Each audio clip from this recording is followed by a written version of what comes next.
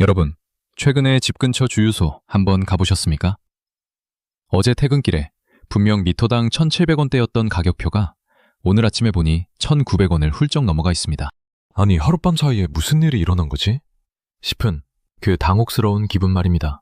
내 월급 빼고 다 오른다는 말이 단순한 농담이 아니라 뼛속 깊이 저미는 공포로 다가오는 그 낯선 기분 말입니다. 더 기막힌 건 뭔지 아십니까? 전쟁은 저 멀리 바다 건너 중동에서 터졌는데 왜 내 주식 계좌가 시퍼렇게 멍들고 내 은퇴 자산이 반토막이 나야 하는지 그 이유조차 모른 채 당하는 분들이 너무나 많다는 겁니다. 만약 여러분이 지금 설마 큰일이야 나겠어? 라고 생각하며 평소처럼 지갑을 열고 계신다면 저는 단호하게 말씀드리고 싶습니다. 지금 상황은 단순한 유가 상승이 아닙니다. 이건 우리 경제의 모든 연결고리가 설계한 거대한 시스템의 붕괴 신호일 수 있습니다. 조금만 더 버티면 되겠지 하는 그 막연한 희망이 위기 앞에서는 가장 위험한 독이 됩니다. 1997년 IMF 당시 환율 전광판의 숫자가 눈을 깜빡일 때마다 올라가고 나라 곳간이 비어가서 국가부도 선언이 나오던 그 현장의 비명을 아직도 생생하게 기억합니다. 이 이야기가 여러분의 소중한 자산을 지키는 방패가 된다면 구독과 좋아요로 저와 함께 해주십시오. 그리고 지금 여러분의 통장 잔고는 안녕하십니까? 지난달보다 얼마나 줄었습니까? 마이너스입니까? 아니면 제자리입니까? 댓글로 여러분의 상황을 남겨주시면 제가 직접 읽고 하나하나 조언해드리겠습니다. 자, 지금부터 중동 위기가 불러올 경제의 5가지 진실과 여러분이 오늘부터 당장 바꿔야 할 생존 전략을 말씀드리겠습니다. 첫 번째로 말씀드리고 싶은 건 유가라는 놈의 정체입니다. 유가가 오른다는 건 단순히 차 기름값이 오르는 걸로 끝나지 않습니다. 우리가 먹는 빵, 우리가 입는 옷, 심지어 우리가 택배로 받는 물건들의 배달비까지 모두 기름으로 움직입니다. 유가는 경제라는 몸에 흐르는 피의 온도와 같습니다. 이 온도가 비정상적으로 뜨거워지면 경제는 열병을 앓게 됩니다. 리스크 시나리오를 짤 때 유가 100달러 돌파는 항상 비상경영의 시작점입니다. 이건 단순한 통계가 아니라 실물 경제의 생명줄이 끊어질 수도 있다는 경고이기 때문입니다. 1980년대 초반 오일 쇼크 당시를 기억해봅니다. 그때 월급이 30만 원 남짓이었는데 주유소에 줄이 수킬로미터씩 늘어서고 기름을 못 구해서 공장들이 멈춰섰습니다. 당시 사람들은 물가가 너무 올라서 점심값을 아끼려고 사무실에서 라면을 끓여 먹기도 했습니다. 원가 분석 보고서에는 매일같이 시뻘건 경고 등이 들어왔죠. 과거의 역사는 말해줍니다. 유가가 폭등하면 반드시 그 다음은 대규모 불황이 찾아온다는 것을요. 지금은 어떻습니까? 중동의 호르무즈 해협이 봉쇄되니 많이 하는 소리가 연일 뉴스를 장식합니다.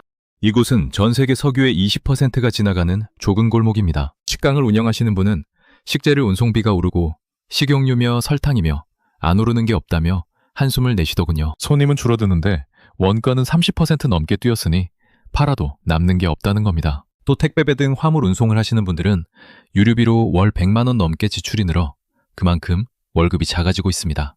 여러분, 지금 당장 확인하십시오. 여러분의 가정 매 지출 목록 중에 에너지와 관련된 비용이 얼마나 차지하는지 계산해 보십시오. 만약 소득의 40% 이상이 먹고 사는 필수 비용으로 나가고 있다면 이미 여러분의 경제적 자유는 위험 수준에 도달한 겁니다. 두 번째로 말씀드릴 진실은 환율이라는 괴물입니다. 환율은 우리 원화의 가치를 나타내는 성적표입니다. 미국과 이란이 긴장 관계에 들어가면 세계의 돈은 가장 안전한 피난처인 달러로 몰려갑니다. 상대적으로 우리 돈의 가치는 떨어지게 되죠. 환율이 1,500원을 넘긴다는 건 우리가 해외에서 사오는 모든 원자재 값이 그만큼 더 비싸진다는 뜻입니다. 1997년 IMF 시절을 잊을 수 없습니다. 당시 환율은 800원에서 순식간에 2,000원까지 치솟았습니다. 어떤 분은 자녀를 미국으로 유학 보냈다가 송금할 돈이 2배로 늘어나는 바람에 결국 자녀의 학업을 중단시키고 귀국시켜야 했습니다. 환율은 이렇게 한 가족의 미래를 송두리째 바꿔버립니다. 지금 환율 시장을 보십시오. 정부가 개입해도 1,400원 후반대에서 내려올 기미가 없습니다. 수출 중소기업 대표는 환율이 올라서 매출은 늘어난 것 같은데 정작 수입하는 부품 가격이 더 올라서 이익은 반토막이 났다며 허탈해하셨습니다. 환율이 오르면 수출에 좋다는 건 이제 옛말입니다. 원자재 의존도가 높은 우리 경제에는 환율 상승이 곧 재앙이 될 수 있습니다. 여러분, 지금 본인의 자산 구성을 보십시오. 전부 원화로만 되어 있지는 않습니까? 세계 시장에서 원화의 가치가 떨어질 때 내 자산을 지켜줄 달러나 금 같은 안전자산이 단 5%라도 있는지 확인하십시오. 계란을 한 바구니에 담지 말라는 말은 위기 때 가장 빛나는 진리입니다. 세 번째는 주식시장의 차가운 현실입니다. 주식시장은 심리에 매우 취약합니다. 중동에서 미사일 하나가 발사됐다는 소식에 우리 코스피 지수가 하루 만에 12%씩 주저앉는 걸 보셨을 겁니다. 하지만 진짜 무서운 건 이런 급락보다 서서히 피를 말리는 하락장입니다. 주식으로 돈을 버는 사람보다 주식으로 인생이 망가지는 사람이 훨씬 많다는 겁니다. 2008년 금융위기 때 어떤 분은 소위 말하는 몰빵 투자를 했다가 한 달 만에 자산의 70%를 잃었습니다. 텅 빈 모니터를 바라보며 넋이 나간 듯 앉아있던 뒷모습이 지금도 잊히지 않습니다. 시장의 변동성은 무자비합니다. 내가 가진 주식이 우량주라고 해서 위기를 피해갈 수는 없습니다. 지금 우리 증시는 어떻습니까? 외국인들은 돈을 빼서 떠나고 개미들만 남아서 버티고 있습니다. 변동성이 커질 때는 내가 감당할 수 있는 수준의 돈만 투자해야 합니다. 여러분, 지금 당장 여러분의 계좌를 열어보십시오. 혹시 마이너스 50%가 된 종목을 언젠간 오르겠지 하며 방치하고 있진 않습니까? 아니면 빚을 내서 산 주식이 있습니까?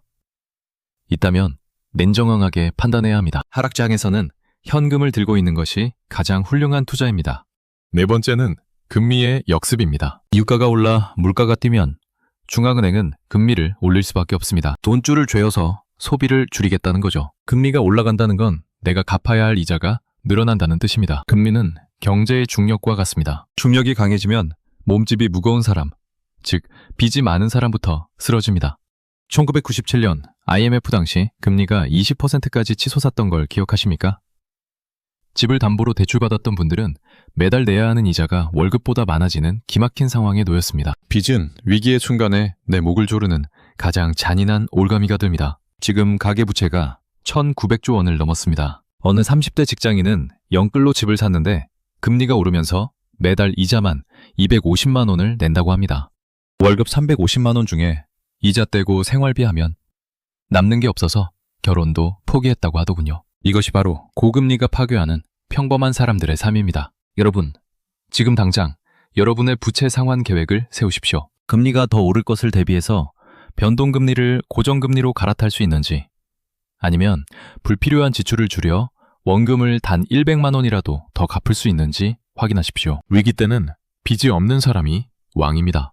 다섯 번째는 스태그플레이션이라는 끝없는 터널입니다. 물가는 치솟는데 성장은 멈추는 가장 최악의 시나리오죠. 전쟁이 길어지면 전 세계 경제 활동이 위축됩니다.